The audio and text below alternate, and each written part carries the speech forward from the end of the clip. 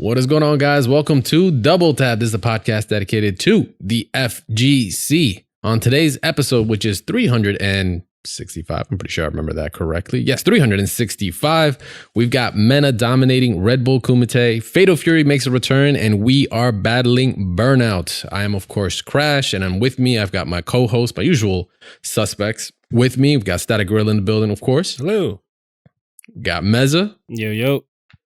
Of course, we've got the voice of God in the background. We got Ja, executive producer Ja, as I always see it on his Discord. Oh, yes. Thank you. we got a full gang here for another week of some fighting game news. We appreciate all of our returning listeners for another credit this week. And of course, to our new challengers stepping up to the cab and hanging out with us. Appreciate y'all too. So for those that are new, this is a podcast dedicated to everything and anything in the fighting game community. You guys can check out, of course, all the, this is kind of a bulky, full information-filled episode. You guys can check out all the chapters available on YouTube, Spotify, and any platform that is supporting podcasting 2.0, excuse me. But yeah, so we are in episode 365. So you know what that means? We got to check out the question of the week and the poll for 364.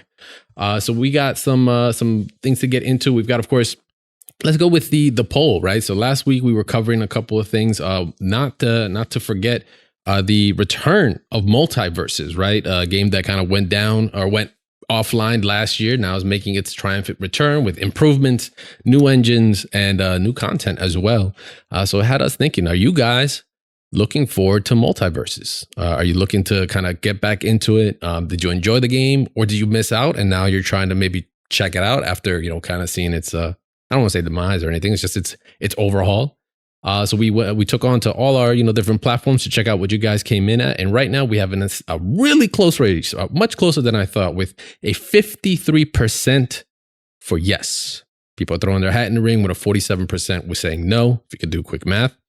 That they might just probably be holding off on maybe playing. They might take it a little bit of time to see if these improvements, what they're saying that's going to be improved, is actually going to follow through. But then some people maybe are just taken by it and just want to just jump in and see if the game really is what it's supposed to be doing. Myself included. I don't know about you guys, but I will definitely be playing it when it does drop. I actually did enjoy the game a whole lot. I'm not a stranger to Smash games. I don't think anyone else here is. I'm pretty sure everyone here has probably played a Smash game at some point, so you kind of get a feel for the platform fighters. But did anyone here actually play MultiVersus? I probably should have asked that as well.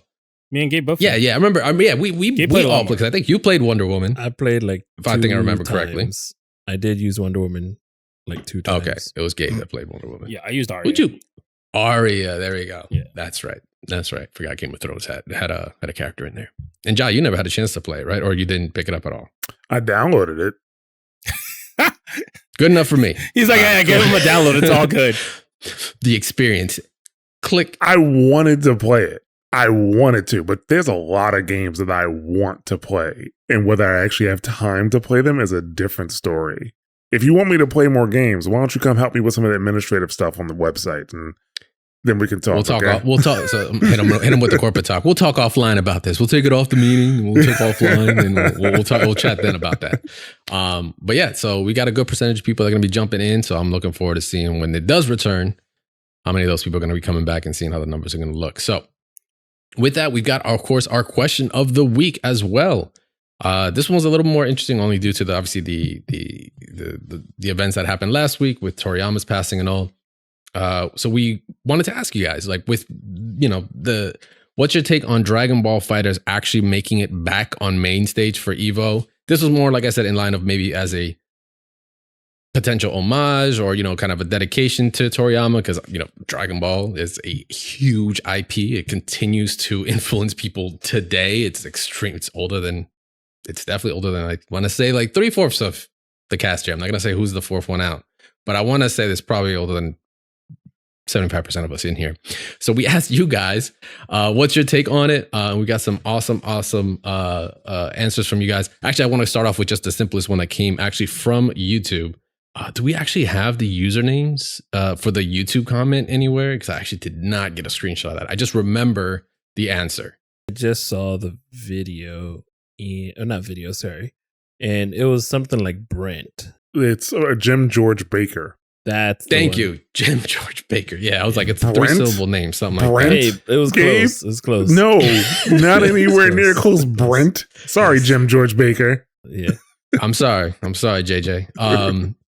I know George is with a G. Mhm. But he just hits us with the 4 words. It had its time. Damn. Like that's it. There was no exclamation point. There was nothing said afterwards. There was nothing said before. It had its time. Can respect that. Can't even be mad at that He at all. does not want to see another Bardock level 3. But I want to see another Cell intro happen though. Yeah. Wouldn't that not have been amazing? Right? We were there for that. We were there for the year 1 of that. That was insane. But yeah, so on Discord we had some awesome answers as well. One came from Dots. I think it'd be great to pay respect to Toriyama. I don't think it deserves to be on main stage. It's no longer supported by the devs, and I doubt there will be any announcement for the game. The current lineup is good, and almost all the games are new. Even KOF 15 is still supported. With this lineup, I'll assume we'll see an announcement for all of them, whether it be for characters, DLC, seasons, or Pro Tours. Okay, so he's keeping to what's really, I hate to say it this way, but it's like, what's the most relevant games, right? What are really keeping things up? What are being supported? Can't really, fault the logic there, right? You kind of want to keep it hot, right? That's kind of a big thing about these events.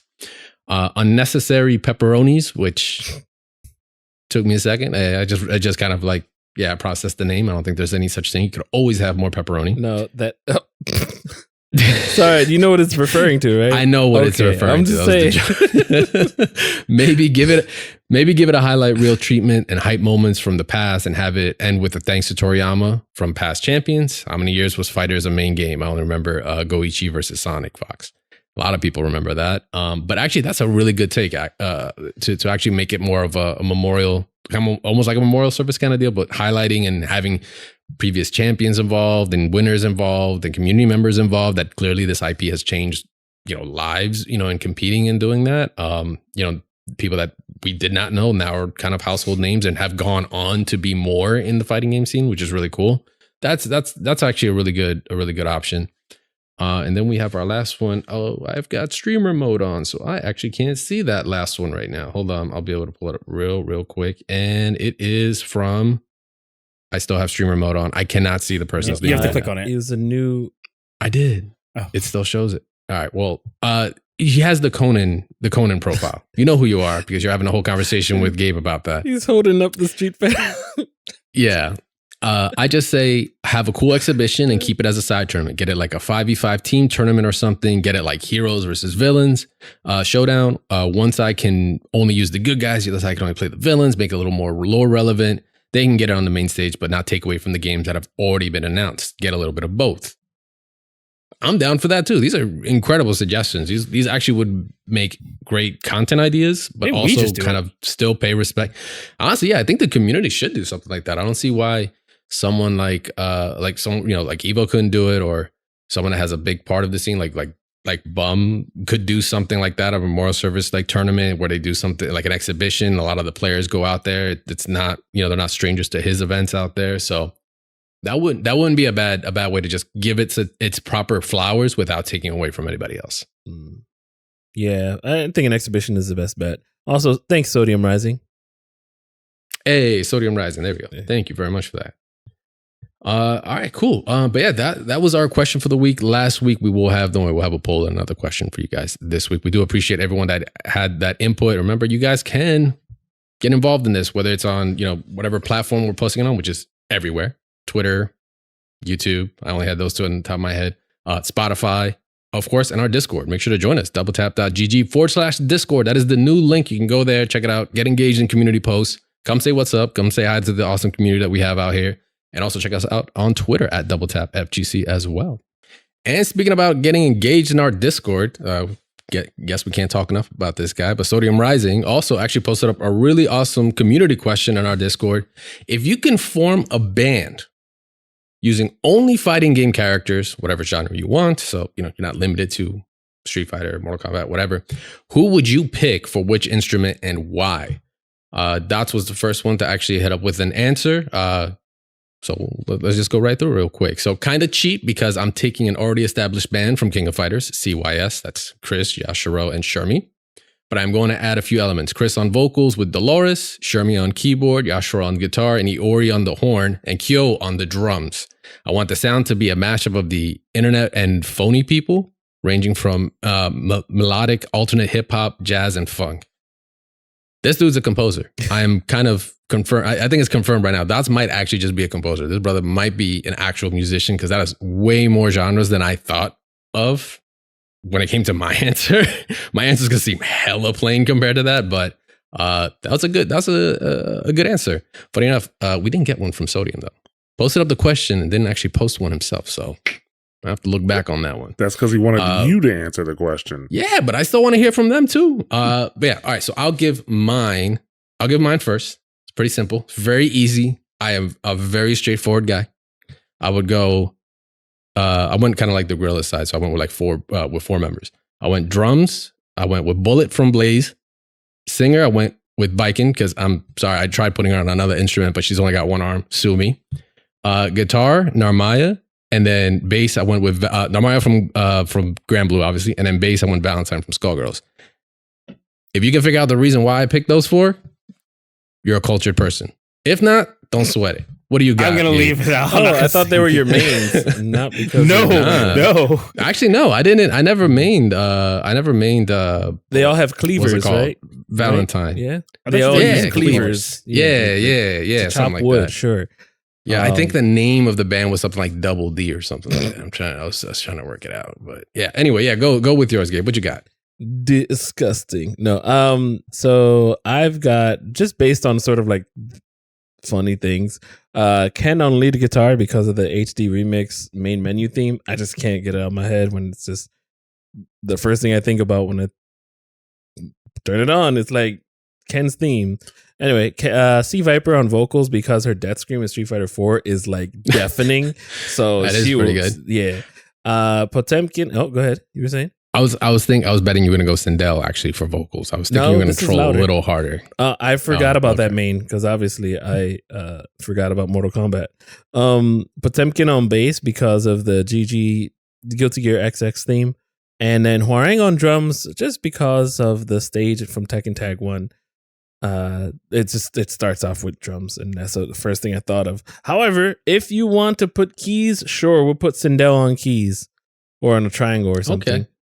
That's actually a really cool. I didn't think about going off of things like their songs or like their themes to kind of help choose like what they would be a part of in terms of the band. I thought about that for like a second, and I was like, oh no, that's dumb. I went with more like, oh, what characters I could just.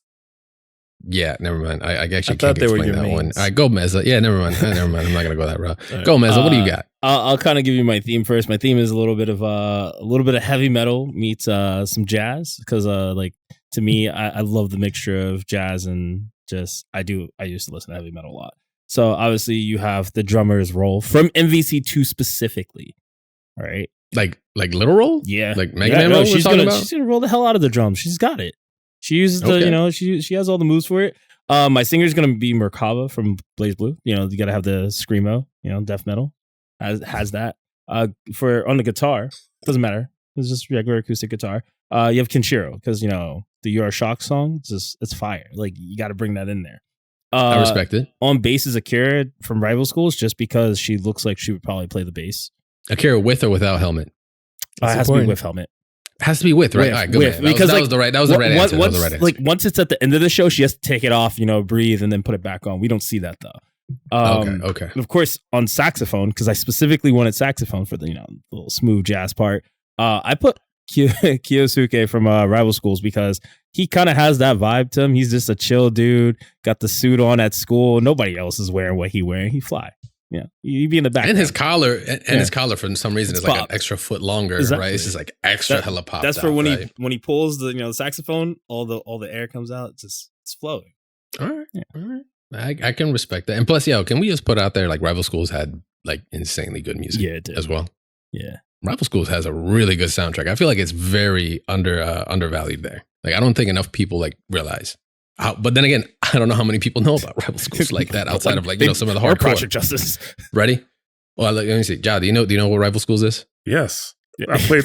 I have. I'm pretty sure I have a disc for Project Justice somewhere in my basement. Okay. Right now. Yep. Don't disrespect me like that, dog. Yeah, it's not disrespect. It was just a controlled experiment. Anyway, Sodium Rising, thank you very much for that question. We do appreciate that. We do appreciate everyone, like I said, that wants to get involved. Community questions, anything like that, we want everyone to get involved in. Once again, doubletap.gg/Discord. Come say what's up. Post it up, and we'll put it on the show. That's all we can do. After this ad break, we'll be coming right back. We're going to be talking Red Bull Kumite that went on over this weekend, as well as a couple other topics coming through here. So don't go anywhere. We'll be right back. All right, and we are back. We've had an eventful weekend. Several events went down this weekend, both with actually are involved in what our main topics are today for this week's show. But one to definitely talk about, of course, is Red Bull Kumite, which I'll just be completely transparent. I was on the Discord. I had to ask because it kind of snuck up on me. I don't know about anyone else, but I kind of I kept seeing the art. I kept seeing like the promotional work for the players. I just completely blitzed out and did not realize it was happening this weekend until after the last chance qualifier happened. So it was like the finals day. So that went on this weekend, and we got to see a whole slew of, high level Street Fighter 6 play from a lot of your known players. Some of the ones that also made their way through the Capcom Cup, like Lashar, right? That actually made their way through. Winner of the death pool that happened in Capcom Cup was present. A lot of known names are there as well. And we got if you look at the bracket, it's like, it was a really interesting event because it was either a 5-1, a 5-0, maybe you got like maybe a 5-2 in there, and then a 5-4. Like, it was very decisive on their format. So the way their format went is this was a single elimination bracket. So when I'm talking about bracket, I'm just talking about the finals day. Still shout outs to for the LCQ winner, which was Dual Kevin, that ended up winning that and taking that spot in, as well as Nephew for the play-in tournament that they had there as well. Ended up actually getting the spot. But yeah, the format for it was a best of 9 single elimination. So there was no loser bracket run. There was no redemption arc. It was like a one and done, but hence why the extra matches kind of line up still with like how much you would play if you had a 2 out of 3, a winners and a loser set, right? You get like 4 matches. This was a 5th one, so you got a little extra one there. So the event itself was like, first of all, let's just talk, it's Red Bull. Let's talk presentation, right? Red Bull, I've had a chance to work with them in the past. I've done Proving Grounds before a couple of times. This time, I want to say it's probably, it's probably a lot of the same team because it's a lot of that same Red Bull branding, that they cater to, right? When it comes to fighting games, they like to really, they don't shy away from making it gritty, exposed brick, rusted pipes. It's in New York. We got cabs. That's how they send the players off when they get knocked out. Their bracket on the wall though was pretty dope, where they actually had like an actual like graffiti artist writing the names and actually filling up that bracket live as they're going through the show. So you actually see the person actually do the art live, which is really dope. And I mean, the whole presentation, they were just doing a lot of content, which is really, really good. But yeah, it was, it was what I expect from Red Bull, is how they don't shy away from cleaning it up for fighting games, because they know we get pretty gritty and pretty gully into things. So they kind of just lean into it, which I always do appreciate that. If Red Bull can do, events in an abandoned warehouse somewhere, they don't just go and like rent a place and make it look abandoned. Like, they will go out and actually just rent an abandoned warehouse and make an event go out of it. And they did not disappoint there either. Like, did you guys like the presentation? Were you digging into that, or do you think, they leaned too far into it? I think there was good. I did like the UIs that they were putting in, except for like it did bleed into the health bar at one point. The health bar, that was an interesting choice. Literally only during the match though. So I mean, it wasn't too much in the way and everything else. However, when it comes to exhibition matches for Street Fighter 6, I don't know what it is that it's not like watching an exhibition match for Street Fighter 5 or 4, excuse me. Like back in the day. I don't know if Street Fighter 4 goes a little slow, and these weren't exhibition matches, but again, it's an invitational.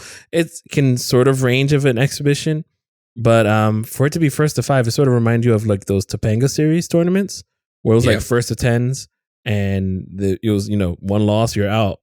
But I guess they had to just keep it to 1 day. So, I don't know. The format is something to get used to, but I think that's sort of like the viewer's responsibility to sort of get used to or know the difference between an open tournament stream versus an exhibition sort of tournament stream that like we had. So I think there has to be it's fine. It was distinct in the way it was. And I think that's why everybody sort of enjoyed it, because it wasn't a formal it wasn't so informal and didn't know who the players were, so to speak. Yeah. And even the LCQ didn't shy away. Like, it was a 278 participant LCQ. Like, it was open to everybody. So it wasn't like strictly, it was an invitational, but it still had an open slot for anybody that could have made it. So that storyline of a Joe Blow, Spumoni could still show up and dominate. Like, there was a possibility there. So they didn't shy away from that, which was awesome. But yeah, like the big thing there was like, dude, a best of 3 versus a best of 5 is a big fucking deal. Like, especially at a high level, right? Like, some players can get away with like, getting a 2-1, maybe a 2-0, right? And you might go like, okay, maybe that player just couldn't adjust in time. Cause it's like, not to say it's a short set, it's a standard set, but getting not a best of 5, a best of 9, which is a first to 5. That's why I keep having 5 in my mind. So I'm gonna keep calling it first to 5 to make it easier for everybody here. So the first player to 5 games is the winner. If I may, that's really, really, really long, man. Like, that's a set, and that's exhausting. Like, that's 2 sets. That's 2 sets in a standard tournament. But it's different. It's not like you're playing like 200 people, right? You're playing whoever is there. You're playing the same person for 5 sets at least, right? For five matches minimum. We watch tennis do it all the time, so I feel like it's actually still more exciting because the comebacks are a higher possibility. Plus, obviously, you're filling that gap where you don't have enough players to do that. But I personally like the presentation. I love the cards that they used. I think that's really dope concept. Little player cards. Yeah, that was really dope, because those could be collectibles later down the road for people to just like pick up every Red Bull Kumite, right? But not only that, I do like the interviews and the taxi. It was kind of like, slash Cadillac. It was kind of cool. It was funny to me, but maybe a little cheesy, but I guess we still have to go with that. Why not? Don't take it too seriously, right? Like, I think the only thing I would have liked to see this time around, which we've seen Red Bull, well, not Red Bull, but more Capcom Cup do, which is like they had those really bad performances. I would have liked them to do something they did, dude. Oh, those were bad. Oh, no, they did. I remember those. I would have liked for this event, because it was in New York, I would have liked them to kind of bring maybe a New York artist, maybe kind of fit the theme, maybe bring Rakim out, something like that. Something that would have actually been pretty fire. That would have been pretty fire. Yeah, because they do it for generally for Red Bull for the breakdancing contest. They will normally get some performer, and usually they and it's Red Bull. Red Bull can get anybody. That's what I'm saying. The pockets to do so. So it's not really outside the reach to be able to do that. But then again, also this is a specific division of Red Bull around fighting games, so maybe their budgets aren't as as widely available as, I don't know, the breakdancing or the motocross, or in Las Vegas, skateboarding or whatever. Your budget must be big to do it in Las Vegas and then go to New York to do it, which is like it's kind of a lot less, which I think is fine. I think they still put on a great show, but I definitely think a performance in these moving forward would fill a better gap, cool. And maybe that might change the format for like how you guys were saying it was kind of long. There was also some like different content that they had going on in between. Yeah, I was about to bring that up. For instance, there was a video of Ryan Hart interviewing somebody, asking about, he said, who do you think is really strong? He goes, Guile. He's like, yeah, I've been playing him since he was in Third Strike. And I'm like, and he goes, somebody I literally showed Ja that video before this show started. I was like, bro, you will not believe this shit. I saw it just this afternoon as well. He's like, who's going to tell him? He looks at the camera and says, who's going to tell him? It's Ryan Hart. He's asking him this. The guy says, yeah, look it up. And he's like, next scene, yeah. It's like, sir, do you not know who you are talking to, bro? Like, it was the typical, like, listen, I'm not trying to make it like stereotypical, but bro, this is the most New York shit I've ever seen in my life. The brother just literally came up, was like, yeah, it's Gal, it's Third Strike. And he's like, are you sure? Yeah, Gal Third Strike. And in that super, it just like stubborn. They were just like, yeah, man, look it up. Like with all the confidence, like, yeah, I know what I'm talking about. And it's just like, womp womp. Like, I got bro, a Remy and a dream for you. This buddy. was not the one. He is him. That is that guy right there. He's never gonna live it down. That's all I'm saying. That dude's gonna get clowned. I hope nobody finds his social media because he is going to get clowned for the rest of his fighting game career. I am sorry, bro. But hey, you know what? We got a good clip and it was funny, and we're gonna remember Kumite once again for something like that, right? So yeah, the content absolutely was awesome. They really leaned into it, which they should, because you shouldn't. These tournaments are, don't get me wrong, they're about the games, they're about the players and the storylines we build and that high level gameplay, right? That's what people want to watch. But it doesn't mean we shouldn't, have some fun at the same time, right? And there's trust. It's a production. There's plenty of time to burn to do something. Give somebody a mic, give Ryan a mic, give Yipes a mic, and have them run around and do some stuff. It's gonna be great. It's good for viewership. It's good for basically just the overall spirit of the event itself. People will remember it for that. We're talking about it today now. Not even a game. We're not even talking about a match yet. We're talking about what happened content-wise in it. I will say I did love that aspect. Sorry. I did really like the fact that they had Justin, Yipes, and Tasty Steve on the mic. That it was fun. It didn't feel like an event that was too professional. It felt like it was kickback, laid back, like what we do. And I'm just listening to Justin and Yipes chop it up, and Yipes was like, "No, you're not gonna hate me, right? Because I like medium well steak." And I'm like, "Oh yeah, that was brother, random. that's not good." But Justin made it worse. He was like, "Yeah, chopped cheese is basically just a cheesesteak," and I was like, "Ooh, we're just all gonna start throwing blows." I heard the oohs in the crowd there. I was like, "Damn, you said that?" Like, yeah, Justin's definitely from New York, so it doesn't help. Yeah, I know. At this point, I don't think he is. I think he's been disowned after saying that. Oh yeah, I'm sorry, he's like, a you might just boy. be West Coast, but No, yeah. So Canada, remember? so the content was great, and now let's just get into the matches. Like the matches is now obviously what we're filling out the day with, and like I was talking about earlier, it was kind of just on either one side of the spectrum or the other. Either it was a blowout, or it was either a blowout or it was kind of a blowout. We've only had one instance of a really close match, and that was between MenaRD and Broski, which ended up being a 5-4. And this was early. This was, I think, round 2 of the bracket.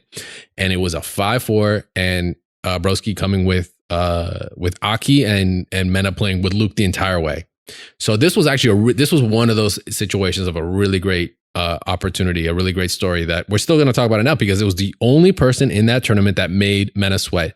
I want to say a good amount of it is also because of the character familiarity, or the lack of, right? Because Aki we haven't really seen a great big representation of Aki in tournament, and Broski just was playing her to the T, while as obviously it's Luke. If there's one character you probably have incredible experience in, if you've just been competitive in the game, Luke's one of the 3. The other 2 being JP and Ken, of course, and then Jury's probably right behind them. But yeah, that match was close. It was like a 0-2, then a 2-2, then a 3-2, then it got all the way to 4-5 with Mena taking it on that last match, which was just like, that was hype. We didn't see that. We didn't see that afterwards. That was like kind of the last of like the close matches, really. Like I said, we had a 5-2. I think it was Do and Nephew that actually, which Nephew, by the way, congrats on getting picked up by Team Liquid. As Do said, his formal squad. He's like, my last team. So, say whatever you want to say with that. And then actually, then Mena going up against Punk, which was a deciding 5-0. Yeah. Very surprising. And then also pulling out, crazy Blanca tech that is being tweeted out, reacted to, because it was pretty insane. So this character might be I know everyone's going Jury, Ken, JP, but I don't know what it is about Mena. When Mena gets his hands on Blanca, it's far worse. It's far worse. Okay, it's pretty damn worse. It's pretty damn bad. But it's not enough to win Evo yet. But I think it's getting there. But yeah, his Blanca is just disgusting. And he's not the only one playing the character, but for some reason, he's just the only one that is just succeeding with the character. Because Mena went on to take Do out in grand finals to actually win the tournament in another 5-0 fashion. The person I kind of would have thought, after watching some of his matches, I still think that Chris Wong was kind of probably going into it as the number 1 competitor to kind of dominate that side of the bracket. But I don't know. It was kind of interesting to see how, I guess it's the longer sets change how people play. And I think it gives, like you said, more adaptation. And I wonder if, I don't want them to kind of keep doing this, like as in like using it as a staple, because I know a lot of fighting game players, we tend to go, well, if I have more time, it's like, yeah, but I would have adapted to that setup. I would have, that mix-up you got me 4 times, I would have blocked it the 5th time. Exactly. It's like, that's an exhibition at that point. So I do like these, and it should stay this format strictly for this, but I don't think it should be applied to anything else. But you do see who is stronger in longer sets and who does have the stamina to go, which I do like that. And I felt like Chris Wong surprisingly just didn't have as much as we thought he did. Like, and don't get me wrong, Evo's long as hell, but you have that time kind of in between weirdly. Evo's long as hell in a different aspect. It isn't a match length. It's just like a day, like it's like a tournament day, right? A tournament day in itself is stamina draining, mentally draining, spiritually draining. It's everything draining, man. Wallet draining, everything. But like a long match, that is extremely brutal. There are literally some players that are even pros that are just great, like at the 2 to 3 set, right? Like first to 2, first to 3. You hit them in them long sets, they might crumble because they might just not be used to it. Or maybe they're just not, I don't say they're not good players in a long set. They just might not be as adaptable in a long set. And that goes to show. And funny enough, that's actually goes with what Static was talking about earlier. It was like trying to watch like Street Fighter 4. Like there was a lot more of those kinds of sets like back then. I don't know if you realize that, but like I felt, well, at least in my opinion, like I felt like I was watching longer sets way more often that weren't just the first to 2, first to 3. Of course, there's still tournaments like that, but I felt like I saw way more exhibitions, way more longer sets, first to 10s, first to 5, first to, I don't know, 15s in team tournaments or whatever that are longer than the standard tournament, and it felt more common. So it was good to see that happening here in Street Fighter 6 with like fresh blood that was coming in. Like it says a lot. Like, sometimes you're hot, sometimes you're not, right? Cats like Lashard that were in there that were probably poised. People were like, yo, this guy survived the murder pool. Like he is to be reckoned with. Yep. Dropped out 5-1. Like, it's like, okay, not to say that was the long set thing, just maybe they just couldn't adapt. Right? Sometimes you're just that. I feel like that one's like kind of unfair because you didn't get to that long sets like length. The only one that made it to that literal 9 match was the 5-4 with Broski. But that kind of shows more on Broski's side as well to be able to adapt and not just get blown out, right? Like, especially with a character that Mena might not. But also it says the same thing about Mena, who isn't isn't familiar with the character, but was still able to clutch out a win, right? So real quick, I want us to comment on that match of Lashar and Du. Lashar was hitting Knuckle with everything. Perfect parries, combos here and there. But Du would just win the match. I mean, it's this guile-flavored things, But I would recommend the match, even though, you might think, it's a steamroll, it's 5-1. Dude, Lashard is no slouch in that match. So it's definitely worth the watch for all the confirms that Knuckle just gets away with as well. It was definitely, for me, match of the night. Besides... No, that was match of the night. That was a match. Match of the night? Okay. I'll take that. I think we also forget that, like, Punk didn't make it out LCQ for Capcom Cup, so we didn't really get to see him, I guess, clash with a lot of the top, but seeing him, I guess, have to deal with a lot of the things, like, he dealt with, Mr. Crimson, which that was kind of going to be a bad matchup no matter how you look at it. That was going to be, Dawson Cammy, that's not really good. That's never good. Looking at him fight Chris Wong, that's what we wanted to see originally, like him getting into Capcom Cup and playing through like that. So I definitely think this is a more condensed Capcom Cup with specific players that either made it or would have made it. I definitely think we would have probably seen I feel like there's some people missing, but you can only fit so many people, right? And I only question, like, maybe they didn't have the schedule set up for them to be able to do it or time to stay there. But there are some names in there that I do feel are kind of a little less talked about, that I wonder if they were just getting the opportunity. Like Hibiki was a player, that was the Lily player. I was like, I'm not a Lily fan, but this sucks to watch. Like like he couldn't have got a worse matchup out of all the choices, which was Knuckle Do. It's like Gal versus Command Throw. So like I feel like it's some of those matches are meant to be rough, right? It's a test of mental, and I think if you have a character that literally plays the game, such as how Knuckle Dude does, where, you know, every match, if you watch him, he's just kind of like, I'm just going to sit here and play Guile and throw sonic booms, and eventually everything's going to stack on you. It's worked for 30 years. It'll work now. Like, I'm sorry, I wouldn't want to fight Guile for that long. So anybody who had to deal with that, I feel, was already going through a lot. Or the opposite in Jury, right? Nephew just kind of like running you over and over, and you just have to keep making these decisions on the fly. Same with Punk, right? Yeah. So with that, actually, so one player that was able to kind of set all that up, and we'll close out with this, was Mena. I think that semifinals into finals was just poised for Mena because he's played Punk so much, right? These guys have clashed so many times, right? They have a good understanding of each other. But I don't think Punk gets exposed to like that level of Blanca as often, right? While as Mena can be exposed to so many camis out there, right? And then Do was even, I don't want to say easier, but it was like also set up because guess what? Who's Mena's training partner? It's Kaba, who is, you know, when you think Guile, you're thinking of two names, really. You are thinking of Do and you're thinking of Kaba. Maybe more often Kaba, really, but yeah, maybe I said maybe. I saw that eyebrow, but yeah, it was really set up for Mena to kind of, you know, make sure he was in familiar territory.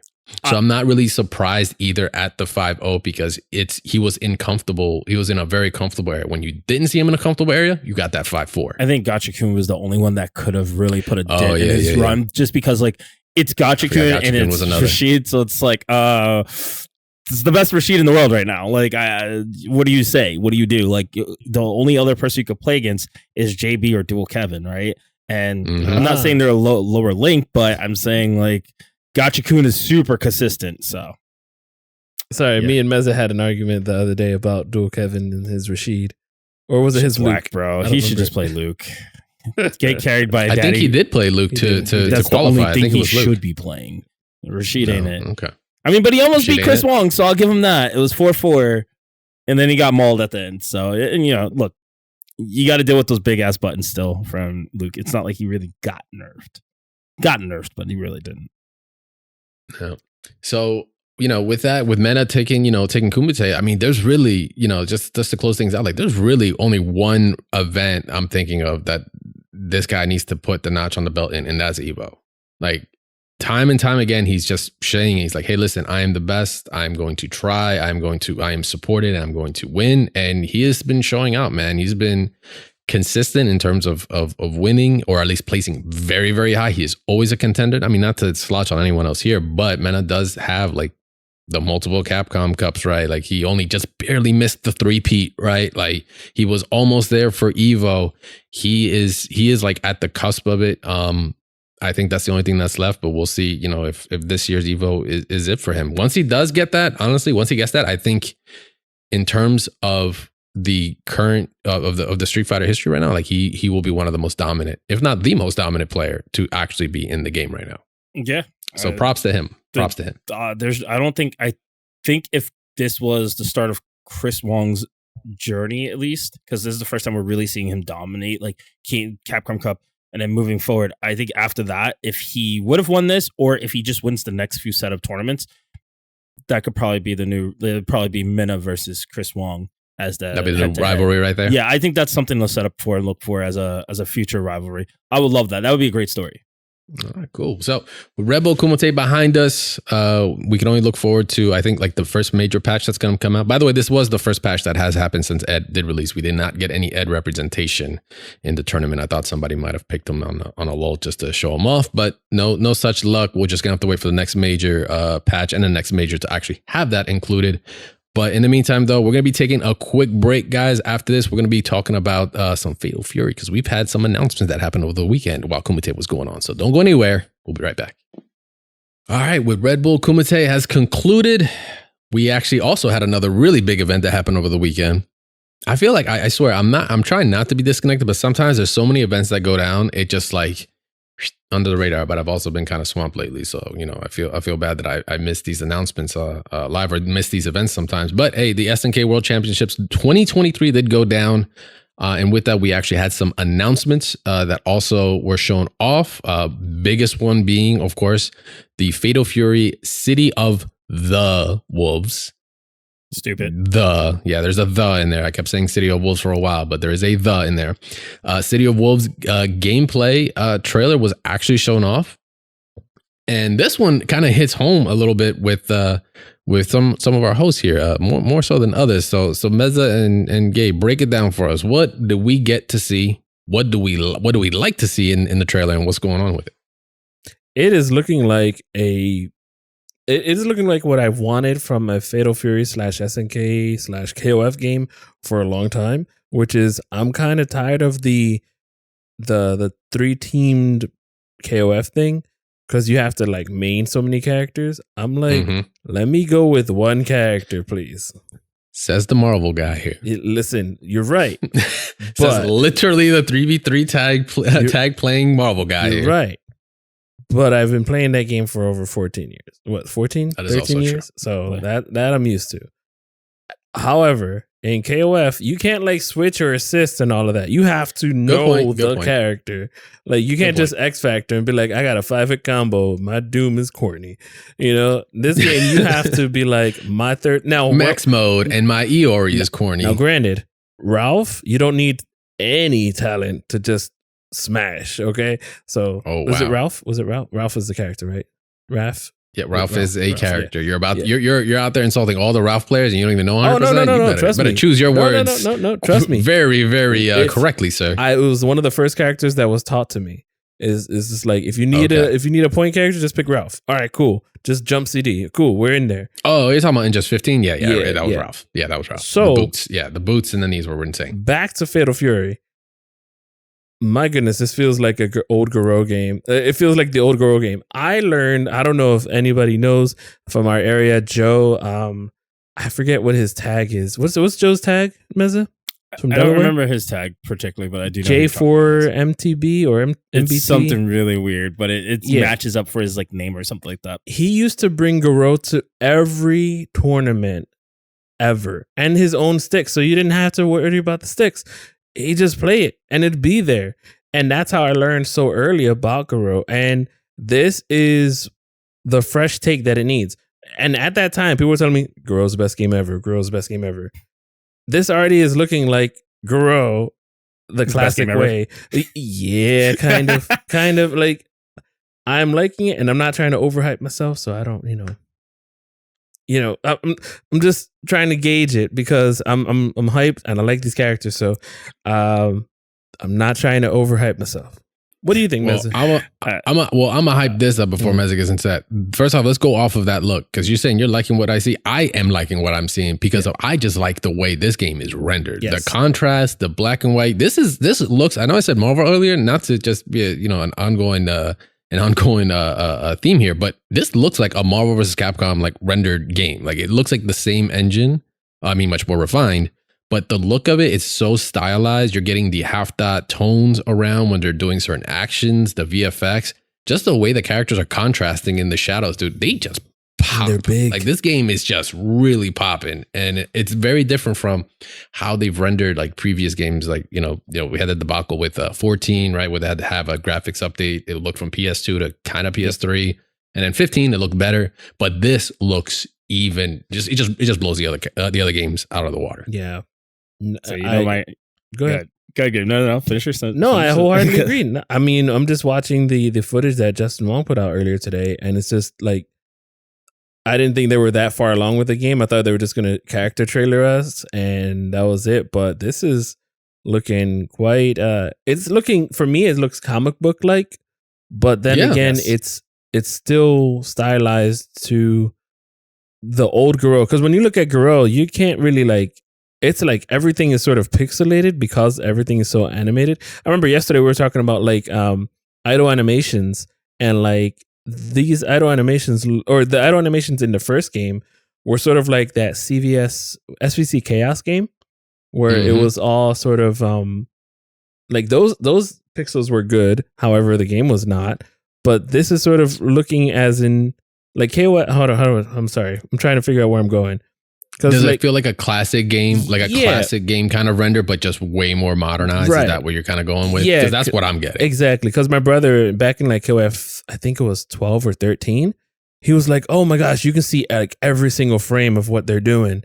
Oh yeah, and how they're moving, but those are just 2D, and it's like they brought that into this realistic, and then the overshading like the first games how it had is just looking quite spectacular. So and the UI is not too intrusive, simple. There you go. All right, Meza, how you feeling? Are you ready to burst? Right I am like I love Garu. That's the first thing. The first thing I noticed when I saw the game was I was like, it looks so damn good. I was like, it doesn't look like 15. 15 just looks so ugly to me compared to this. And I do love the art style. The art style, like Gabe said, it does have a comic book feel to it, but the special effects still have that spark effect that Mark of the Wolves had. And for me, that kind of feels like home a little bit when it comes to it. But I think the biggest thing is that for the flashes, for the supers, they have this flash that's not like a normal flash where the screen goes white or black or anything. They actually have it where they have these cool pixelated, like weird polka dots. Yeah, polka dots. Those are the halftones. Those are what you see in like comic, like the Kirby dots and such. Which I love it. Yeah, it is the Kirby dots. It's like how you show in comic books, like depth or something like that, or shading. Like that effect. Yeah, it's really cool. You even see cross hatching in like if you look at the shadows in the characters. If you ever pause on one of the frames, you'll see like hashing through as well. So there's like a render within the shadow to kind of keep it stylized like a comic book. That, but plus also the impact of the hits are there. That's the one thing I feel KOF 15 was missing, and 14 was you can feel the impact of the hit. And we talked about this even with like other Street Fighters and stuff like that, where it was just missing that umph that you had in Street Fighter 4, where you get hit, you feel it. I feel like Garo's always been like that. When you get hit, you feel it. And this is something that's coming back. Of course, they also added they brought back the top system. I don't know if there's a new thing they're calling it, because I think I see like SPG or something like that. Yeah, SPG or something like that. They're like reworked it into that. Yeah, I'm a fan. No, I am a fan. I always love that aspect about Garo. Most people don't know that the top mode system, you could choose between 1/3, 2/3, or 3/3 of your life, enhanced damage, faster meter build, slower regeneration of your health bar, but it doesn't go past obviously the top, right? Wherever the TOP is, but also your TOP special move becomes available, which it's not a very common thing. It's that people will always have access to. So they've also set it up where it looks like we still have feint cancels, which feint cancels was always about Garo. Like if you couldn't feint cancel, like the first step was like learn how to play the game. Second step, learn how to feint cancel. Third step, hope to God you didn't pick a hard ass character that feint cancels. Like Terry's like a good example. So pushing on that, like, now we're kind of heading into like the mechanics that we're seeing. So shortly after this trailer was shown off over the weekend, it was earlier today, about a couple hours ago. I think it was several people, but like Justin One most notably released some exclusive gameplay. They got to play because there was a demo of it at the World Championships that like certain influencers got to go and actually get some feedback in, and that's where this gameplay actually came from. And yeah, they were way further along. I was very surprised as well. I thought we were just getting characters. We're just going to get movesets and that's it. No, they have already released a full on like press release. Like, hey, here, these are the mechanics. This is what we're getting into. These are the characters. Here's some backstory because we got some original characters that came in that are even callbacks to like the canceled, Mark of the Wolves 2 game and such, right? Like from the past. So now we got like Joe's Apprentice, which what the hell is her name again? It's like Preacha or something like that. Yep, Preacha. Yeah, she's actually like a combination of like a discarded character that in that version of the game, or in that game, Joe's like hurt. So you actually see him with casts and everything on his arms and legs. So he took on a protege and stuff, and it just continues the fighting for him and all, which is really cool. So they're like rehashing and calling back like old school stuff into it, which is really, really cool. There's a lot of soul in doing something like that for a game. But yeah, going back to the mechanics, so we did get a look, like everything is revolving around Rev, like the Rev feature, the Rev function. So we have like Rev Arts, Rev Excel, Rev Blows, and Guard and Overheat. They have an entire breakdown on it, but right now it's feeling, a lot of people are just saying it's got like the Garu soul in it, especially things like the feints, like you were saying, Meza. Like as soon as people saw it, they're already clipping it and putting it on Twitter like, yo, this game has this. Like, holy shit, this is going to be oppressive. And yeah, after watching some of the gameplay, this is a very, very oppressive game. Like I don't have a big history with Garo, but looking at this, I'm like, I don't know how the originals were. Yes. But this game is oppressive, bro. Like you are just going to live in the corner. You have to be used to living in the corner if you're gonna play this. Like for real. You hope like I don't know, is the mix up like insane in this kind of game? Like so it depends on your character, but it's not so much mix up, it's pressure, right? So a lot of characters have pressure that becomes very, very daunting and sometimes hard to deal with. Especially if you are familiar with like characters like Kevin which isn't in the game, it seems for now. Not Kevin. Kevin had Kevin? command grab. He had certain moves that like if you jumped at the wrong time, you could get command grabbed out of it. He also had like combos that like were super plus, like block strings that were super plus if you guessed wrong. So him and BJNA were the best characters, I believe, right? No, Janet's from this game. Yeah, she's originally from this game. Yes. Remember, she was in that 3 crowd. It was Rock, Gato, and B in KOF as a Garo crew. Oh, you're that's why all 3 of them had okay. feints. But go ahead, man. So big disclaimer for those who don't know. Like I know we're like referring to like KOF, like King of Fighters. Like King of Fighters is a bunch of different IPs from SNK. Just in case you don't know, there's literally like a little small thing that some people might not be aware of, but there are different games like Art of Fighting, Mark of the Wolves, Samurai Showdown, Metal Slug, Samurai Showdown. Like there's all kinds of characters from different IPs that are actually just make up King of Fighters. So that's technically like a combination game. So these are just actually the OG original game that we're talking about here. Yeah. All right. Talk over. So 2 special characters that were top tier was Kane and Grant. Kevin was also considerably top tier, but it didn't get a little mixed because you have Gato, BJNet, and and of course Terry, because Terry's just insanely strong. Rock's pretty good, but wasn't like top tier to my knowledge. But a lot of people played a lot of these characters, and I'm obviously we're missing like Kim's sons and whatnot, but I'm curious to see if they're just going to keep adding new characters, which I'm okay with right now. If you've already added Hotaru, you added Terry, obviously, will we probably see BJNet? I would hope so, or at least Kim himself get put in the game. Tizok's there. Like you have the staples of the game. Now, is there any one character that you're hoping for, either of you, to be in the game? Who do you want, Meza? Definitely. Besides Goodo, because I know you're pretty sure you're gonna say Goodo because that was your boy, but he's in KOF 15. So, I think if I was to have anybody, it would probably be Hakutomaru, which is he's the ninja of the game.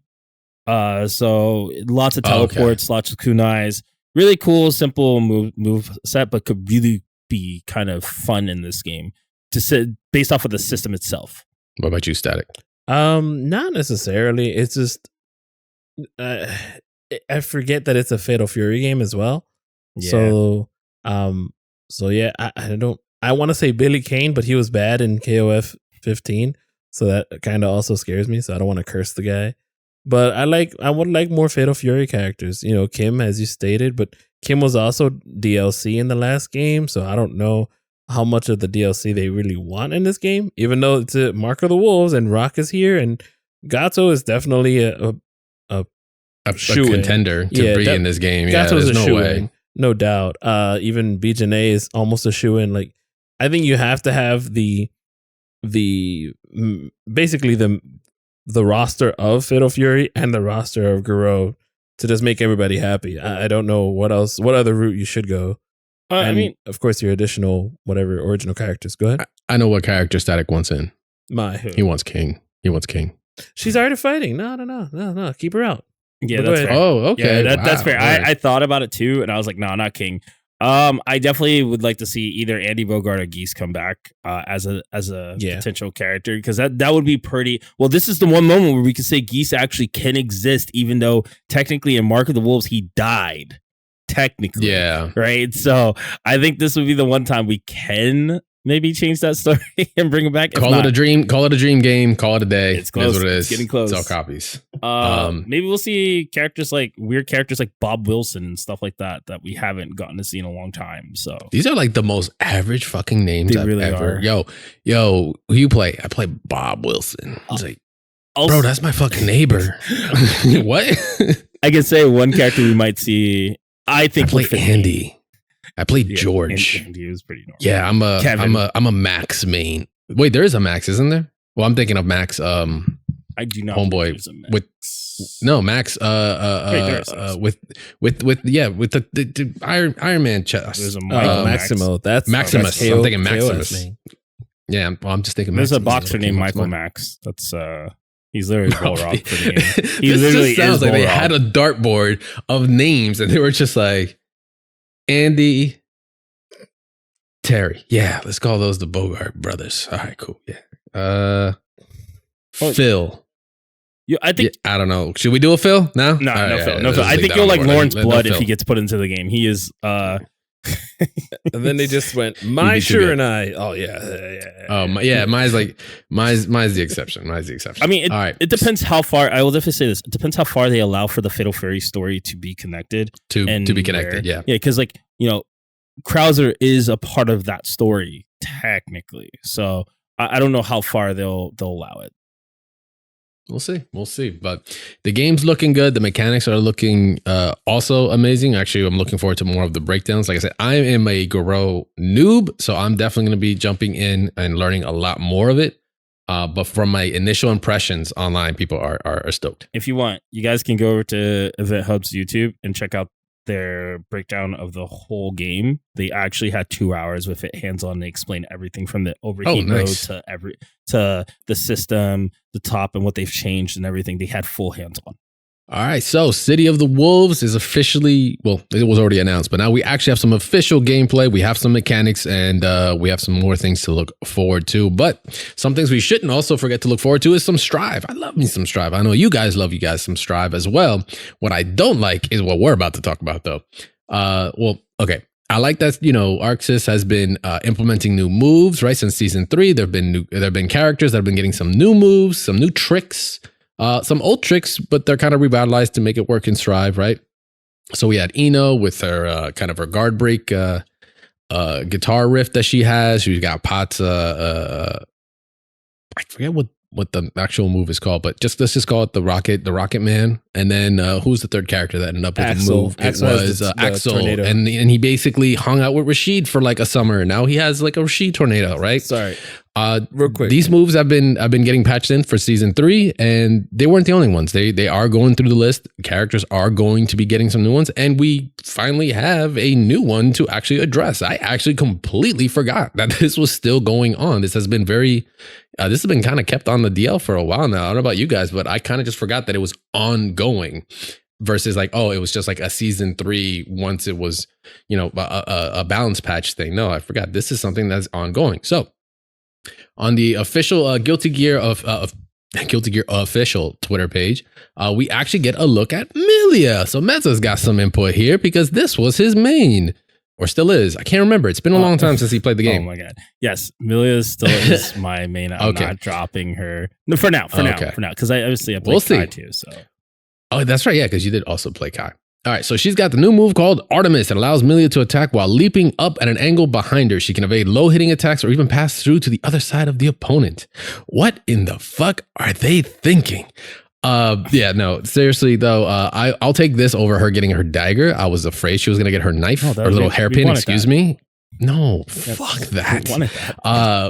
No. For those that know, you know. For those that don't know, don't worry about it. It doesn't exist anymore. We've got the new move once again, Artemis. So this is a dive kick. Like, so we've got a motion that she kind of jumps up and back, and then actually comes down with like basically a bird claw, right? Yeah.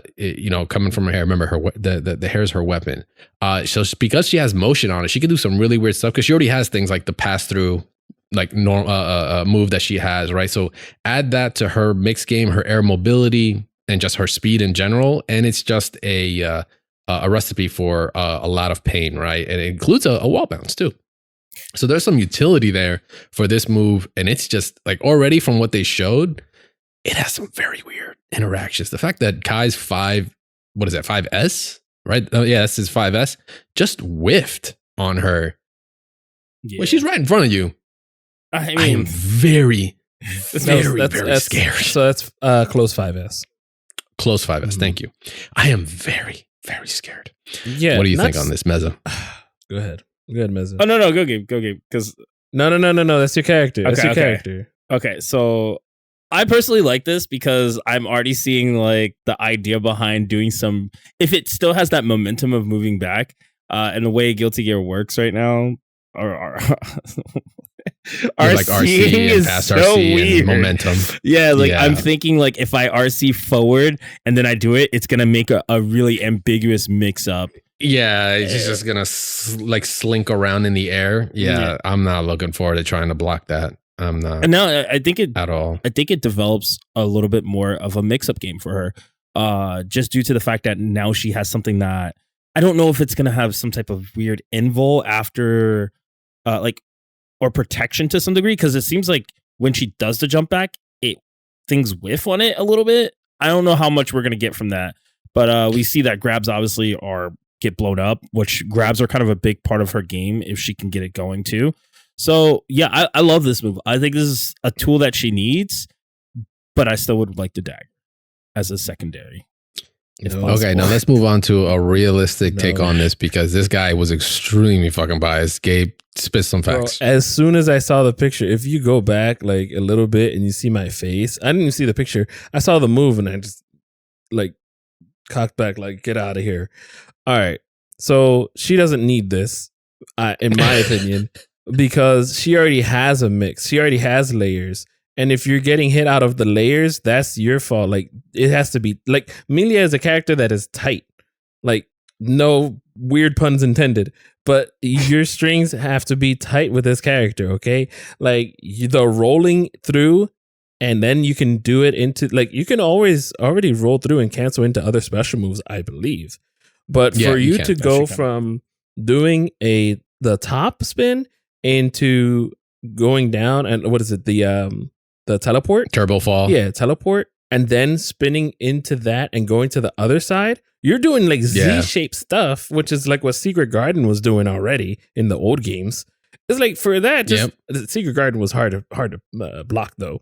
But like for that, just give her other tools that she had in the game. Honestly, I'd take Pin instead. No, because wouldn't. at least Pin. Listen, hold on, let me explain. Because at least Pin is like Vega's Claw. You have to either get a way back to it or not, and you're already dealing with other air options that she has. One, she can already bait your grab with TK Bad Moon. Two, she can already do so many other like movement options in the air. Like right out of like just 5S. She has the close 5S is probably one of the best anti-airs in the game. Like, she doesn't need any other tools except for health. And she has double air dash. Like, I don't see a use for this. I mean, not use, excuse me. I don't see the reason for this move when she already, by the way, has short reach. And the reach for this move is astounding. Other than like jump dust. So, nah. I'm kind of I think Long story short, I already have struggles with this matchup, and people. The thing is, like, bro, right there with you. Oh my god, I already struggle with this matchup, and that's gonna make it even struggle even more. Like, if you're 6P because that's your only option, you're gonna get blown up so bad. I'm ready. Unless you're probably like, Dog, look, just play the dude with the casket. That solves everything for you. That character's degenerate as hell too. Yeah, but you play him, you can hit me once, I just die. Or play that. token. The bird could get cooked. The bird can get cooked. This game, I want to make a caveat to all this. This is under development and subject to change. So they might see this, especially some of the screenshots. They've been captured. You have been caught in 4K, sir. That this move might be kind of insane, but subject to to development and change. We'll have to see if this is actually how it's going to be when it gets released. Do we know when that is? No, not yet. Well, it'll be available after the next update. That's what they've stated as well. I want to see the replies. Oh, they're great. They're great. Top 3 characters. You could tell who mains her and who doesn't. It's the best. That's why I won't say anything. I love playing that game on Twitter. It's like, whose main is this? And then you see who's like for it and against it. It's like, yep, you're about it. Somebody says she's gonna go. You're blocked after this. Instantly blocked. But yeah, so this isn't the only update we got for Strive. Actually, well, really, the big update that's going to be coming by. It's actually going to be happening in an event that's going on this week. So the Arc System Works World Tour or the Arc World Tour, is going on this week. Let me make sure I get my actual stuff up. Yeah, the Arc World Tour is going on this week, and it is happening between the 21st. Okay, I had it. Now I don't have it anymore. Oh, there we go. The 21st till the 23rd. So we'll be doing LCQ for Guilty Gear on the 21st, while Under Night in Birth, Uni 2, is doing the one-day tournament there. Then the second day will be Grand Blue Fantasy Versus Rising, the LCQ for that, and Strive's first stage, while as Grand Blue Fantasy Versus and Strive will be having grand finals on the last day. This is on March 23rd. This is going over at Thunder Studios in Long Beach, California. Get yourself some sun. I don't know if you can purchase tickets anymore. They have been tweeting. They have a link up all week long, like all month. So, then it's live. Yeah, if you are in the area, go check it out, go play, go hang out, go check out the matches, and also definitely go there because they will have the demo for the upcoming character for the Season 3 DLC. We still have 2 characters left to be announced, so we have one. They're going to announce it, and you're going to be able to see it there. We did talk about it last week, so we're expecting to see that cell phone footage, maybe some potential actual captured footage from some influencers that make their way out there. But make sure to take a chance if you do live in the area, you got a couple of dollars you can spend, go for it. I recommend it. And with that, actually, that brings up for our poll this week, because we are trying to figure it out who in the hell is actually going to be coming out for the next DLC. So the question for this week, you guys, is going to be the following. For the poll is who's going to be the next DLC character? We've got 4 options that we're going to be posting up. One is going to be Slayer. This is obviously all the characters are popular or expecting because we have seen the silhouette. Slayer, Abba, Venom, or 4th option, somebody original. So those are the 4 options. We're going to be posting that up on all social media platforms, of course, on our Discord as well. You'll see it on Spotify. You'll see it everywhere. Make sure to go check it out. Wherever you see Double Tap, you'll probably see the poll there. Let us know who you hope to see. And if there's another character, maybe you should go check out doubletap.gg/Discord and let us know in there. Because there's no option. Well, you could tweet us and tell us who you want on the other if you also want to do it that way. You know who I'm going to say is an original character, right? No, who? Stun. Who? Stun. An original character. Stun. Oh. The opposite of Dizzy. Stupid. Yeah. I was like, who the hell is Stun? I started really thinking on my Guilty Gear lore. I was like, who the fuck is Stun? I've never heard of this one. Stun. Opposite of Dizzy. Okay. I'll take it. Oh, nice. Nice, cute. Because I can't have cute. Dizzy, obviously. No. You know, it'd be kind of fucked up if it was Dizzy. I hope that's like actually the last person I'm thinking of. I hope it is. No, I'm stuck on probably Abba or Can you Jam. tell Mezza's just a degenerate main character like person like Dizzy? I usually play blonde hair, blue Millia, eyes. Gato, like Leo. Viper. Like he just does not want to respect nobody. Nope. You were saying, Gabe, No, what was it's up? definitely oh damn it. Sorry, Abba or Jam. Or Venom? I think it's Jam. Oh, It could be That'd be the ultimate troll. It could be Venom because he's holding up his arm, or it could be Abba who's holding up a key, or it could be Jam who's holding up her leg. I don't know. She's done that before. Not that I think it's wouldn't Venom. know. Yeah, her. Yeah, that is very true. Actually, I did not think about Jam. Fuck, I hope it's not Jam. I hope it's not Jam. I already either. have to deal with this Millia dive kick bullshit. I do not want to now deal with like a potential charge dragon kick from full screen that will wall bounce me and just be like, hit, delete, next round, let's go. I just think that it's a missed opportunity for Jam to not have already been in the original cast when she was a DLC in the last game. So like, but then the same thing could be, no, I'm thinking of, forget what I was going to say. I was going to say Guile in the last game was DLC and then he was still in this game. But yeah, I don't understand why some certain characters might have been, and they put the original cast in the game already. So I'm done. Just, Guile was things going. DLC in Third Strike. Yeah, it was I DLC remember in that. Strike. Yeah, Third Strike. Yeah, it's great. Fourth Yeah, Impact. yeah, Fourth Impact. Everybody knows that exists. Yeah. Everybody knows it's Everybody real. knows. I got John to smile. That's all that matters. John knows it's real. John played it. I'm pretty sure John has a copy of it somewhere. Oh, absolutely. It's in the basement.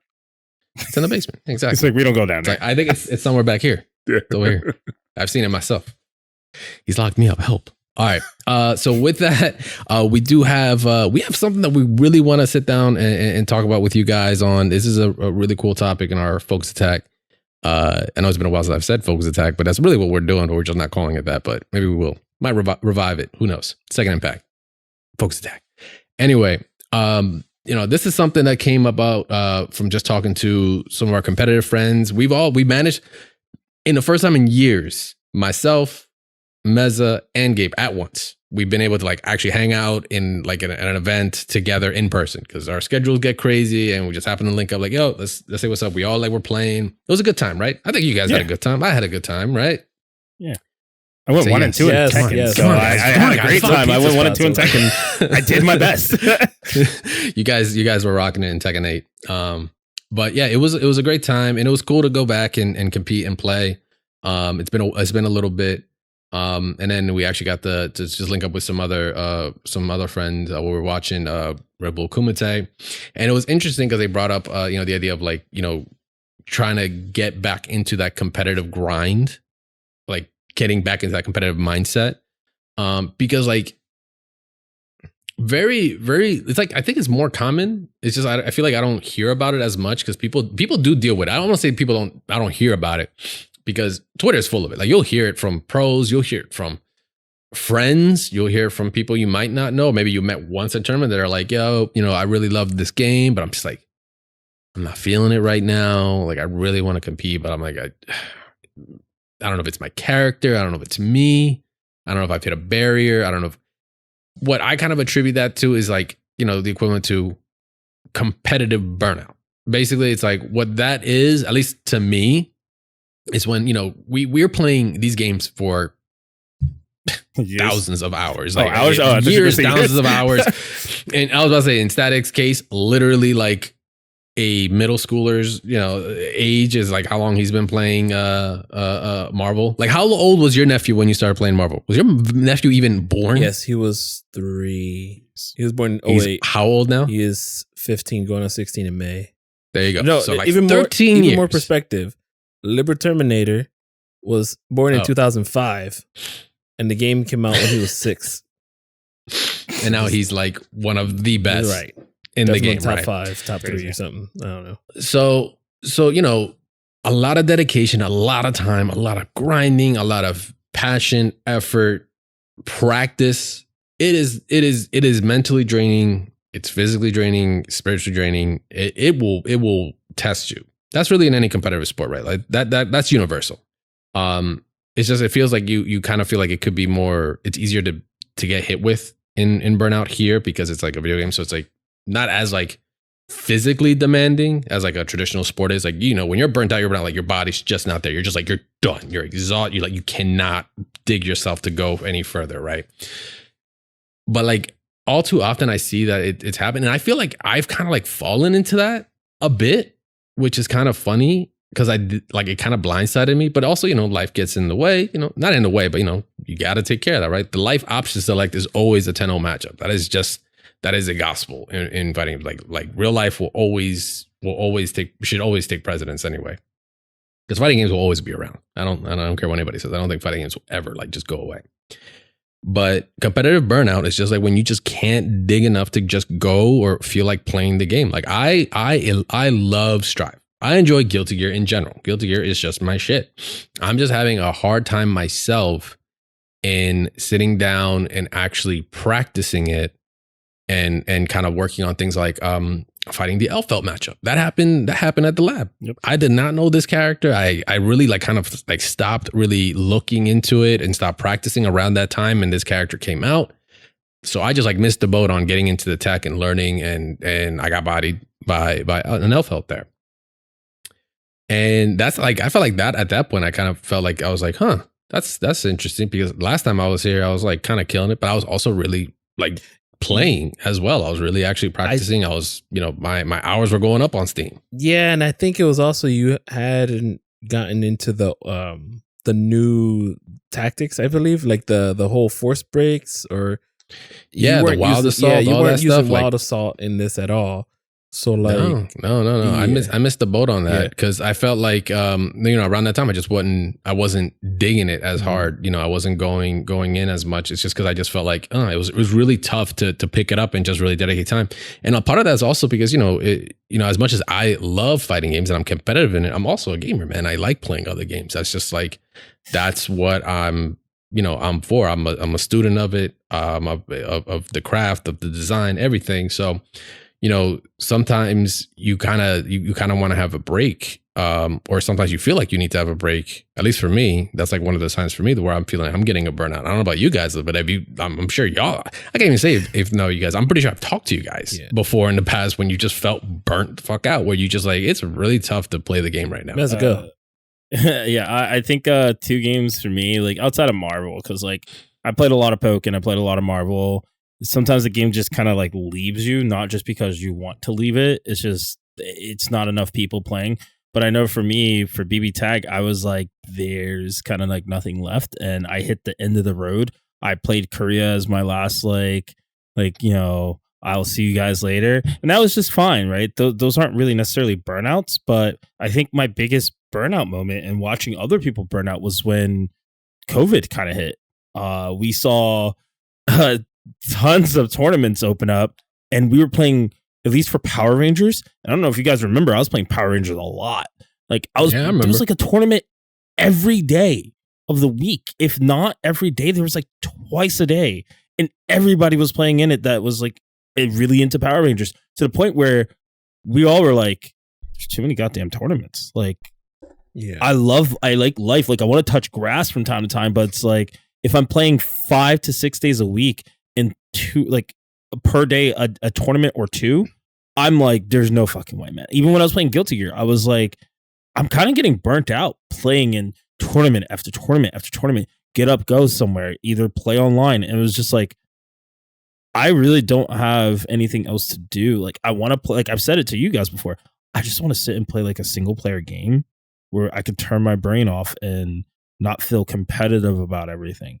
So it goes past just fighting games, guys. I'll be honest. It's, for me, at least, League of Legends was a great example of a game where you could find yourself burning out way too easily from how much we play for per game is an hour almost. So yeah, that is an insane dedication there for that. Yeah, for that game, especially competitive ones, like 45 minutes. Yeah. Like an hour for one match. One match. You probably felt it playing when you were traveling and you went to go check out stuff, and you're like, oh, try playing League, and you're like, damn, it's already been like 35 minutes. Like you look at the clock, you're like, where did my time go? And next thing you know, you're wondering, is this an investment that's worth it? Like I could say for sure, before I let Gabe go, I've been getting into sim racing. It feels like a fresher breath of air, but I'm like, am I going to be able to do this every day? Like I need to tell myself, if I am, then maybe that's the route. But I think as me and you, Dre, we're kind of shifting. We've shifted, or you've rather shifted a lot more sooner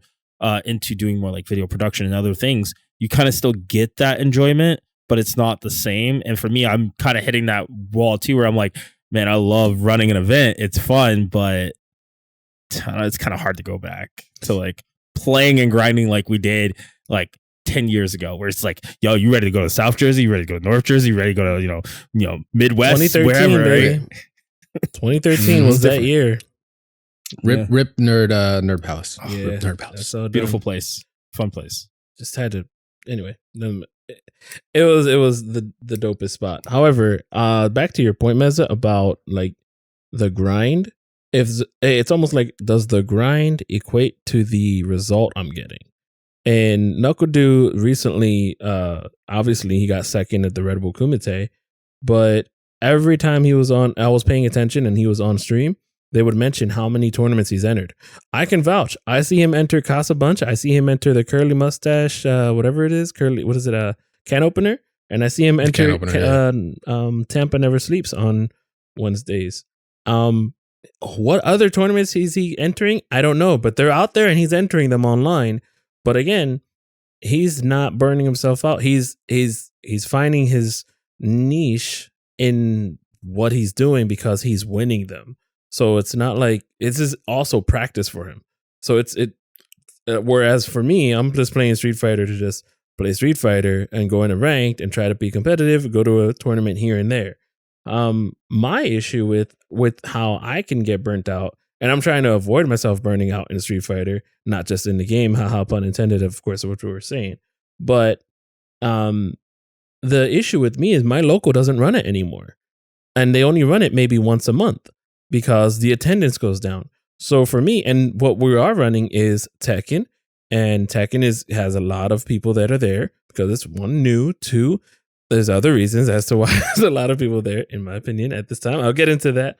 And then there's also the amount of players for Guilty Gear. We have Guilty Gear and even Grand Blue.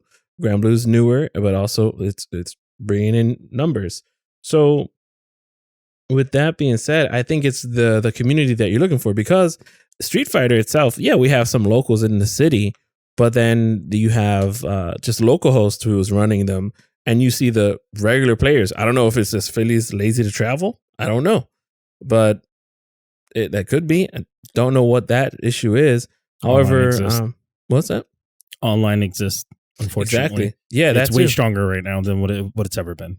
But then also when I go back to the knuckle do part about the online, like your practice is just not or not matching. When I enter Street Fighter for TNS, I get bodied instantly, and it's a different feel than what is ranked and even what's in person. So I don't know if that sort of demoralizes people as well when they get online into a tournament and then just get decked immediately, almost like a Mortal Kombat player who doesn't know what they're doing, and then they get into ranked and they're like, "Oh, I'm just going to take this game back."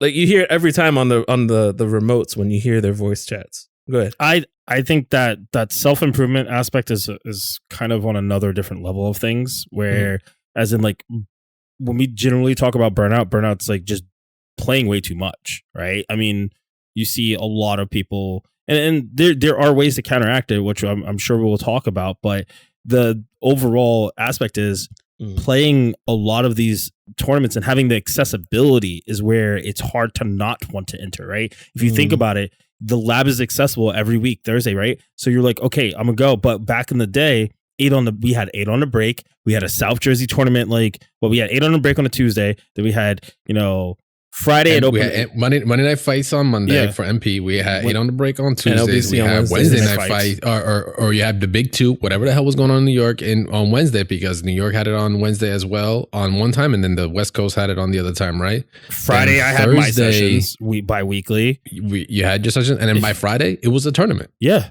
like no, that makes sense. It was like that damn near every week. I see where you're coming from now. Okay. But I also feel like I don't want to take a shot at the new generation too harshly, because they are still learning. I feel like the new generation of players haven't realized what we had to go through, where we were like hungrier to just play and to get that interaction with people. Whereas like the new generation, I feel like they'll play their set and then call it a day. Or they'll go in training room and they'll call it a day. They'll play on ranked and be like, well, I did fine. I got to diamond rank today. I don't have to play anymore. I'll into that tournament next week, right? And I just feel like that's my personal opinion, is that there isn't a drive there. There's never been anything placed in front of them. Whereas like for us, it was a little less about the money, a lot more about like, I can't wait to see this guy. I'm gonna fucking whip his ass. I saw him the last tournament. He beat my ass. I need to do better, right? Or someone's pushing you. You have a rivalry. So I don't think there's that much in the community anymore. It's kind of very plain, I hate to say. I'll tell you exactly what it was. It was that we wanted, and I know a lot of people kind of hate this word when it comes to FGC. It's that players wanted exposure back in that time. And like you always motherfuckers still want exposure now. But here's the thing. You always wanted to follow what streams were happening. Like you always had Spooky going to here, there. It was NEC, seasons beat. Oh no. Winter Brawl, seasons beatings, this, that, the other. The road to Evo, bam, bam, bam, bam, bam. NorCal, SoCal regionals, this, that, and the other. And it was always on the same stream. Now, there's so many different streams that there's so much different levels of exposure that people get that it's sort of almost washed out, where like we won't travel because we're not going to Civil War, because Civil War is not going to be run by Spooky. Even if it was run by Spooky, Beefu, or whoever it is, most of these tournaments have so many streams going on anyway. And it's the same reason why people don't care about who made top 8 and just look at top 3 or top 1 of a tournament. Even if we go win the tournament and it's like a local or a regional, we're not even gonna get like the exposure we want. Like once we win the tournament, it's like, okay, now what? Nowadays, back in the day, back in 2013, you in a tournament, it's like, oh snap. Like I can tell you that Chris G versus Dominion happened at Civil War when Chris G had to make a comeback against Dominion after crying for like 5 minutes and then wins. Do you remember that? We were there for that when he made the comeback with Sakura. I do. Just throw that detail in there. Well, I think we kind of like deviated a little bit from the initial idea, one of Static and Mez's patented brands, which, I mean, hey, don't get me wrong. We'll talk more about that. But really what I want to focus on is that burnout, right? Like there's so many tournaments, which there's also definitely some value in what you said. Like there are a lot of tournaments to go to. It might seem like a lot, but there's a reason for that. It's also because the community's grown. Yeah. It's way bigger than I think it has been in the past. And it's way more exposed. Like you said, Static, there are so many more streams, there are so many more players, there are so many more names that you can be put out there. My big thing when it comes to burnout and in trying to improve yourself, right? Self-improvement when it's a fighting game, it's like, it is just you. Like, it is just you. Like, outside of like, the team games, your leagues, your Valorants, your Overwatches, those are all team-based games. So like, there's like there's definitely a difference in mentality there. When it's fighting games, it is just you. So that pressure and that of like failing or hitting a wall, that's on you. And you're going to feel that more than if like, in other games and other genres where you can just like pass it up like, okay, well, maybe you were trying to carry, but maybe someone else wasn't pulling their weight. I feel like it's more common in fighting games because it is just you, yourself, and me, myself, and I kind of deal. But what I'm trying to figure out is how to avoid that, right? Like, how do you avoid putting that pressure on yourself to the point where you feel like you have to step away? Like for me, my big way of just realizing or really stepping away and kind of getting that drive back is honestly to step away. It sounds very weird, but it's like literally taking a break is probably one of the best things you could do when you're feeling that you are just you've hit a wall. Because sometimes you just have to reset, because it could be like, oh, maybe my execution's not there. Maybe I keep losing to the same thing and I'm not really addressing what I need to do or maybe I just can't see it. Like maybe you're just too focused on trying to do good instead of actually playing better, right? Like do better, like actually doing better versus trying to play better kind of deal. And like for me, that's always been the case, is to walk away. So sometimes I've had stints where it's like, well, if I'm feeling like, that's kind of like what I feel like is going on right now. It's like, well, I feel like I hit a certain wall and guilty where I'm like, all right, I can't put as much time that I want to because I am competitive, and it kind of like, I don't want to say it bums you out, but it really like, it puts you like to not want to drive as much, not want to play as much. So you just like stepping away and taking a break from it kind of helps me in kind of, wanting to scratch that itch, right? Maybe having it come back and actually wanting to go play. And yeah, like, I don't know about you guys, if you have anything that you can like pinpoint that you can just like go to try to help avoid that, or if it's like your sign where you could like put your hands up like, all right, bet, like, what can I do to just like, get myself refocused? I think a big thing, and I won't even take from myself, I'll take from actually a professional player most people know, which is Coach Steve. He's a great example of someone who is capable of playing too many games, right? That's also an easy way to burn yourself out, is playing one too many games. And he had to take a step back and go, I am great at all these games, but what if I just put time into just one game and I don't burn myself out playing like 6 other games? And when he did that, he saw he was a little bit easier with his energy. He had a little bit more relief, because maybe he'll go to a tournament and he could play the other. Maybe he'll enter one game, his main game, and then he'll enter something else that's for fun, right? And now there's like this alleviated pressure of feeling, oh, I'm just doing too much, right? So that's I would say if you're a multi-game player, that's a good aspect, but it also applies to, playing one game. Maybe playing that one game has you too focused on it, and you might need to spread yourself a little bit thinner to enjoy playing other games to come back to that game.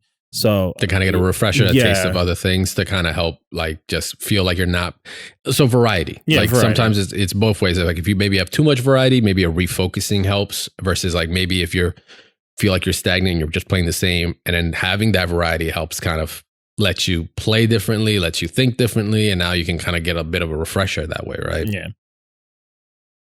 What about you, Gabe? When it comes to burnout, is there anything that you do to kind of help avoid that? I mean, I would hope you have something, because you've been playing, like I said, that game for 13, 14 years. You have to have something in your back pocket. Don't mind me. I was just looking up. You have been playing Scroll for so long. Stay negative something. Longer than the MCU has been around. No, that was 2008. Oh, no, it can't be. It's impossible because Doctor Strange was in. Yeah. Doctor Strange, dude, Iron Man came out 2008. All right, keep playing. You'll get there. Ugh. Yeah, So, all right, I was literally just looking up the announcement of Marvel vs. Capcom 3, Ultimate Marvel 3 for PS4 at PlayStation Experience 2016. Like, it's almost like the game kept coming out in so many different ways that sort of avoided like the burnout for me in that. Like, I always wanted to sort of just for the game to have not even just updates. The game is still the same, but the players are no, let me stop. And then it's showing up at Evo or different events, and then learning more of the community. COVID saved the game in the sense that I found out more people, and I entered in 2018 and 2019 at like different tournaments. I didn't know any other players. Then I recognized, oh my gosh, I actually know all these players now. Like everybody at TNS 9 was literally somebody who was a threat. Like everybody I had a name, and I was like, oh my gosh, okay, I can look up footage. So that's a game that I personally won't get burned out in because it's just fun. There's community. There's constant ways. I'm even finding more ways to improve myself and go to training mode, and I don't get tired of it. But I am looking for different characters. And that's where my point is for like Street Fighter. I think for me, I'm starting to just learn newer characters, finding different ways in training mode to get better with something else because for me, it's not. I like to play fighting games. Right now, I'm deep into Final Fantasy, so like I'm trying to finish the game so I can go back into like fighting games and actually like clean stuff in my house. Like the game is taking forever. He's just ignoring every aspect of his life. By the way, he hasn't shown up for work.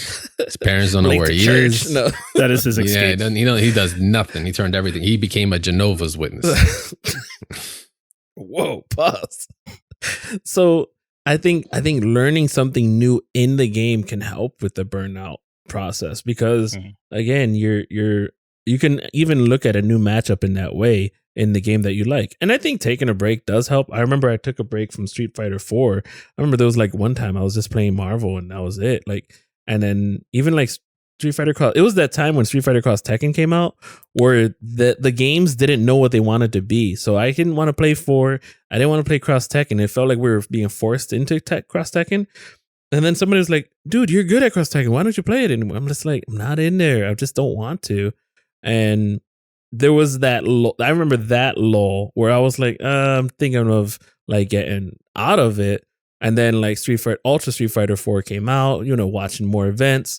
And I think definitely watching more of just not the content, but like of matches, of gauging where your skill is against a newer player as well. Like a newer player doing well, you're like, man, how would I fare?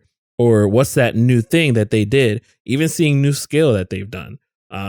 Right now, I'm actually trying to get into Third Strike, and as we were all playing Third Strike at the lab, and I was like, man, what kind of stuff can I pull off with Hugo, a character I've never really tried or wanted to before? And I did that dash up 720 on you, Meza. I'm so sorry. Yeah, you get it once in a while. Mm-hmm. So I think that's a good way to get through there.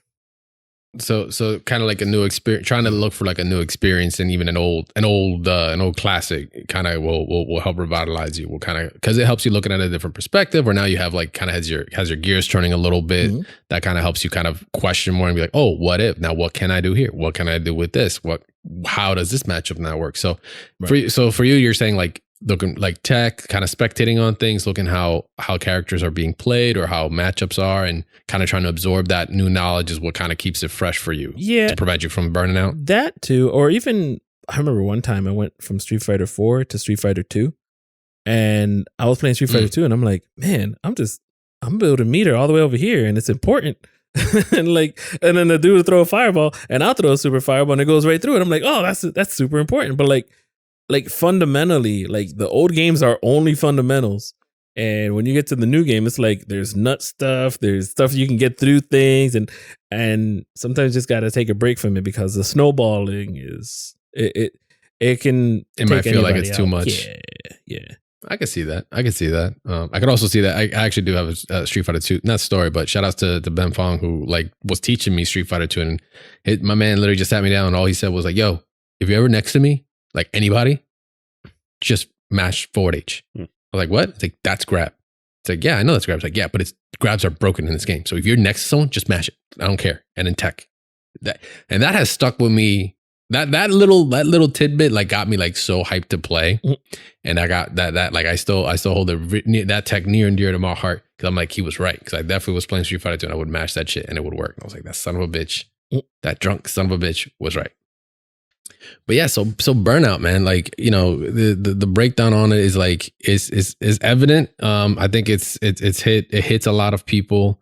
And really the reason I wanted to bring it up is because, like I said, we have friends that, you know, are feeling that way because of maybe things like other variables, right? Like the current patch for a game, right? Might not be the best situation for them, or maybe they don't like the current patch, or maybe the current patch, or waiting for the big patch, i.e. like Street Fighter 6, right? Ed dropped, but it was like a little mini patch, and people are, you know, kind of waiting around because they don't want to invest the time into something that it's going to more than likely change when the big battle adjustment comes out, right? Because that's a quick way of like, imagine if you just put in all that work and then for it to kind of go away because of a new patch. That's a little disheartening. That's a little, you know, it's I want to say it's completely wasteful, because I'm sure you'll be able to take some of that with you, but on the chance that maybe a setup that you've been working on for a couple of days no longer works now, that kind of sucks. That's a little, you know, disheartening, and it kind of makes, you know, could feel someone like kind of go down that road of burnout. It's like this weird, like, it's like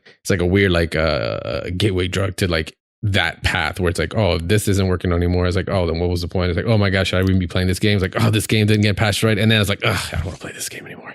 It's weird. So many different paths you can get to it. So this is kind of more of like a PSA of like, you know, ways that we've kind of been able to combat it. But what I'm curious about is actually you guys, you know, if you're new to fighting games or have been in the game for quite some time, I'm sure maybe in some degree you've felt this, and we want to hear from you. I want to hear from you guys anytime that you felt like you've kind of hit a wall in a fighting game, where maybe it could be a character, it could be a fighting game, it could be, you know, you don't have to be super competitive, even if you're like really just like the game and you're playing it a lot, but then you're like, you feel like you have been just hit a certain limit where you're like, okay, I want to keep playing, but like right now I really can't. Like, what are the ways you guys have been able to actually combat that? So how do you battle burnout? That's our question of the week here. How are you battling burnout? What is it? Do you take a break? Do you play something new? Do you just have to take a nap? I don't know. Let us know though. You guys, of course, this will be up on all of our socials. It will be on our Discord as well at doubletap.gg/Discord. Make sure to go check out there, as well as our Spotify, on our Twitter, all social media platforms. Get involved. Let us know what you guys are thinking about. And with that is going to be it for this week's episode. It was a long one. It was long filled. Ja is going to fall asleep on us, but it's all good. He's just trucked on through with us. Man, he is staring really deep at that camera. He's like, yo, you need to finish this joint up. We appreciate y'all hanging out with us for another episode of Double Tap. Of course, you guys can support us, or either you guys can check us out, first of all, at Double Tap FGC on all social media platforms. Once again, if you want to get involved in these community questions, want to ask questions, want to actually get involved in these questions of the weeks, you guys can join us at doubletap.gg/Discord. It helps a whole lot out. Come say what's up to our community out there. Get involved. We do appreciate everyone that has joined, everyone that says what's up. We will definitely say hi to you as soon as you join. We kind of all make sure to do that. All the new challengers that are coming in, come say what's up. In the meantime, you guys can support the show, of course. Rating and reviewing on your favorite podcast platform of choice is also very helpful. We like to know what we're doing right so we can keep on doing it, and what we're doing wrong so we can get into the practice, into the training mode, and learn that matchup for you guys to prevent that burnout from happening, right? We appreciate everyone that has done in the past, and everyone that will do it in the future. You guys, stay tuned after the show when we get done after this for all our other shows here on the Mash Those Buttons Network. We'll be having a new episode next week. I think it's going to be on, it's going to be live on Tuesday. I've been doing the show long enough, and I keep forgetting when the show's actually going to be going out. I've been Crash. That's been Meza. That's been Static. And somewhere over there has been Ja. We'll see you guys next week. Peace.